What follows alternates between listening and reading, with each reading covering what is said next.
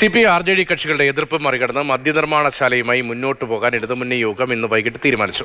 കുടിവെള്ള പ്രശ്നമുണ്ടാകാത്ത രീതിയിൽ പദ്ധതിയുമായി മുന്നോട്ടു പോകുമെന്ന് LDF കൺവീനർ TP രാമകൃഷ്ണൻ വ്യക്തമാക്കി. ആ പ്രതികരണം 2023-24 കേരളത്തിന്റെ മദ്യനയം പ്രഖ്യാപിച്ചപ്പോൾ ഇടതുപക്ഷ ജനാധിപത്യ മുന്നണി വ്യക്തമാക്കിയിട്ടുള്ള കാര്യമാണ് കേരളത്തിന് ആവശ്യമായ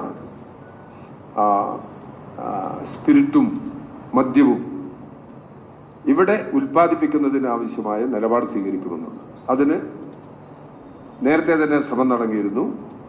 ഇപ്പം അത് കുറച്ചുകൂടി അത് ഗവൺമെന്റിന്റെ ഭരണപരമായ നടപടിയുടെ ഭാഗമാണ്.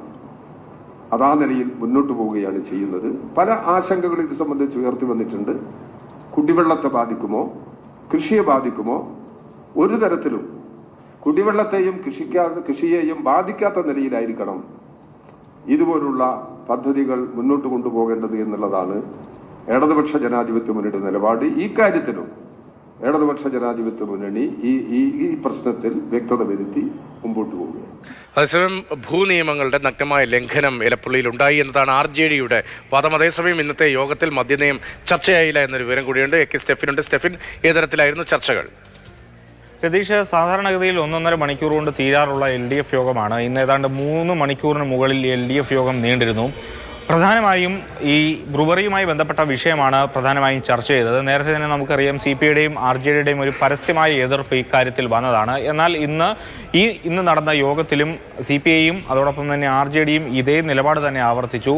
പ്രത്യേകിച്ചും RJD പറഞ്ഞ പ്രധാനപ്പെട്ട ഒരു കാര്യമുണ്ട്. മദ്യ ലഭ്യത കുറയ്ക്കുക അല്ലെങ്കിൽ മദ്യ ലഭ്യത ഇല്ലാതാക്കുക എന്നൊക്കെ പറഞ്ഞ് ഭരണത്തിൽ വന്ന സർക്കാരാണ്. അതുകൊണ്ട് തന്നെ ആ രീതിയിൽ വേണം ഓരോ തീരുമാനങ്ങളും എടുക്കാൻ. അതോടൊപ്പം LDF നയമല്ല ഇത് എന്നുള്ള കാര്യം CPIയുടെ സംസ്ഥാന സെക്രട്ടറിയായ ബിനോയ് വിശ്വവും പറഞ്ഞു. അതോടൊപ്പം കുടിവെള്ള പ്രശ്നം ഉണ്ടാകുന്നുണ്ട് എങ്കിൽ അതിനൊരു വ്യക്തമായൊരു പരിഹാരം ഉണ്ടാകണമെന്നുള്ള കാര്യവും അദ്ദേഹം പറഞ്ഞിരുന്നു.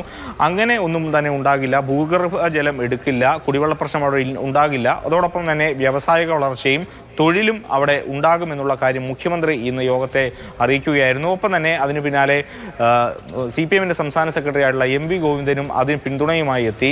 അതോടൊപ്പം മറ്റ് ഘടകകക്ഷികളെല്ലാം തന്നെ CPIഎമ്മിനൊപ്പം നിൽക്കുന്ന ഒരു സ്ഥിതിയാണ് ഈ ബ്രുവറിയുമായി ബന്ധപ്പെട്ട വിഷയത്തിൽ ഉണ്ടായിരുന്നത്.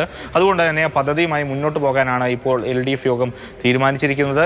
ഘടകകക്ഷികളുടെ എതിർപ്പുണ്ടെങ്കിൽ പോലും അത് മറികടന്നുകൊണ്ട് മന്ത്രിസഭ എടുത്തൊരു തീരുമാനമാണ്. അതുമായി ബന്ധപ്പെട്ട് മുന്നോട്ട് പോകും. അതേസമയം ഇന്നത്തെ യോഗത്തിൽ മദ്യനയം ചർച്ചയായില്ല. ഒപ്പം തന്നെ കിഫ്ബിയുമായി ബന്ധപ്പെട്ട റോഡുകളിൽ ടോൾ പിരിക്കുന്നതിന് വേണ്ടി ഇപ്പോൾ ഏതായാലും സർക്കാർ തൽക്കാലം അതിന് തുനിയുന്നില്ല എന്നുള്ളൊരു തീരുമാനവും ഇന്നത്തെ LDF യോഗത്തിലുണ്ട്. പക്ഷേ ആത്യന്തികമായി അത് പറയാൻ കഴിയില്ല. വരുന്ന തെരഞ്ഞെടുപ്പ് വർഷമൊക്കെ ആണ് അത് മുന്നിൽ കണ്ടൊരു തീരുമാനമാകാനേ ഏതായാലും അക്കാര്യത്തിൽ സാധ്യതയുള്ളൂ.